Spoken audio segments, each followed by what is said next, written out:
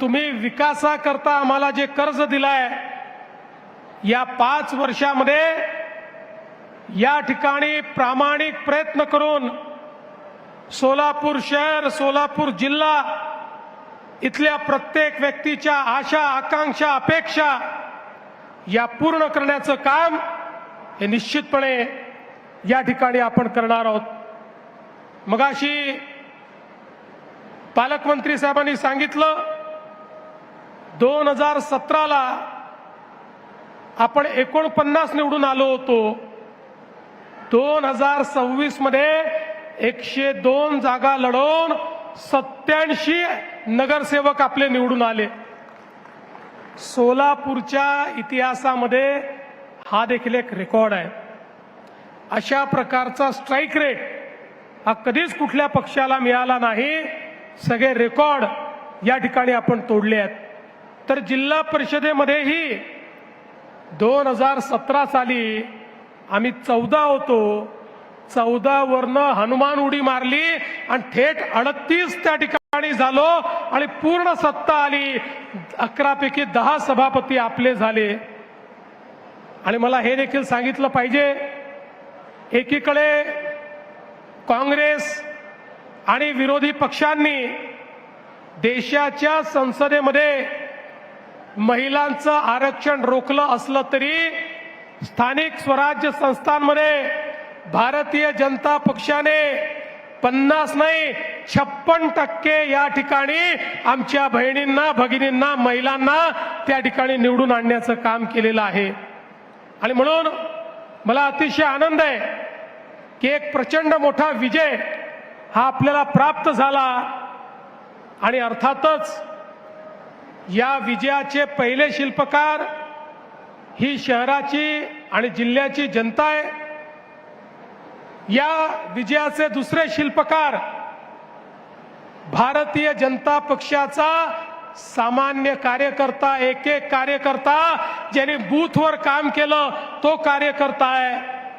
आणि अर्थातच या विजयाचे शिल्पकार या निवडणुकीचं जे नेतृत्व करत होते, मग आपले पालकमंत्री जयकुमार गोरेजी असतील की ज्यांनी अतिशय उत्तम अशा प्रकारे हा सगळा समन्वय या ठिकाणी घडवला, नेतृत्व केलं, आव्हानांचा सामना केला।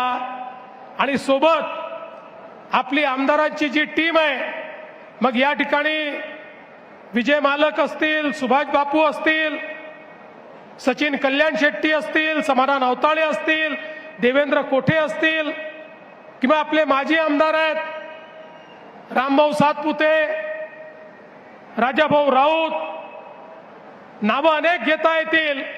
आणि त्याचसोबत शहराचे आणि जिल्ह्याचे पदाधिकारी या सगळ्यांनी मिळून हा विजय खेचून आणलाय। लक्षात ठेवा, हा विजय विकासाचा विजय आहे। हा विजय विकासावर ज्यांचा विश्वास आहे त्यांचा हा विजय आहे आणि मोदीजींच्या नेतृत्वात होणाऱ्या परिवर्तनाचा हा विजय आहे, हे आपण सगळ्यांनी लक्षात ठेवलं पाहिजे। आणि म्हणूनच पहिल्यांदा तर निवडून आलेल्या सगळ्या लोकप्रतिनिधींना सांगतो, अनेक वेळा आपण निवडून आल्यानंतर आपल्याला असं वाटतं मी माझ्यामुळेच निवडून आलो आहे किंवा निवडून आली आहे, असा समज आपला असतो। आणि मग त्यातनं आपला व्यवहार बदलत जातो।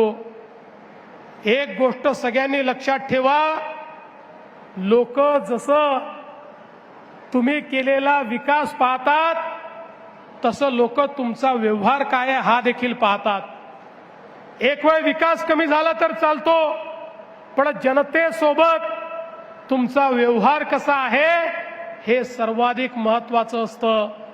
जनतेला विश्वास वाटला पाहिजे की भलेही एखादं काम होणार नाही, पण भारतीय जनता पक्षाच्या लोकप्रतिनिधीकडे आम्ही गेलो, आम्हाला सन्मान मिळेल, आमचं म्हणणं ऐकून घेतलं जाईल आणि आमच्याकरता प्रामाणिक प्रयत्न केला जाईल, अशा प्रकारची भावना जनतेमध्ये तयार झाली पाहिजे।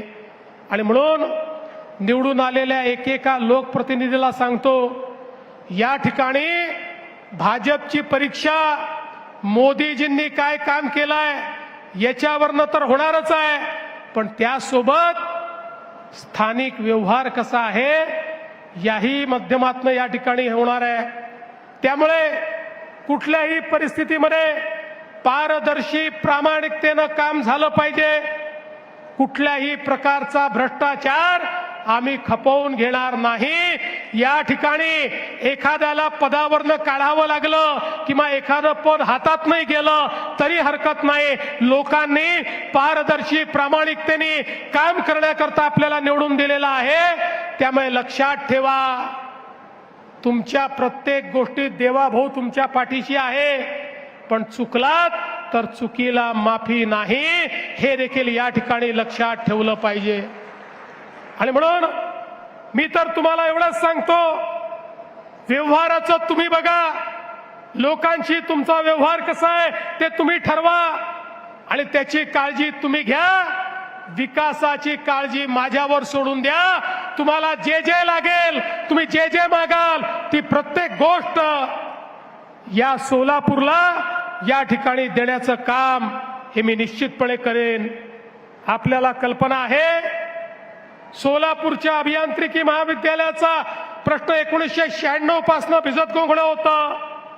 आमचा प्रयत्न आहे याच वर्षी ते महाविद्यालय सुरू झालं पाहिजे, अशा पद्धतीनं आपण ते काम या ठिकाणी करतो।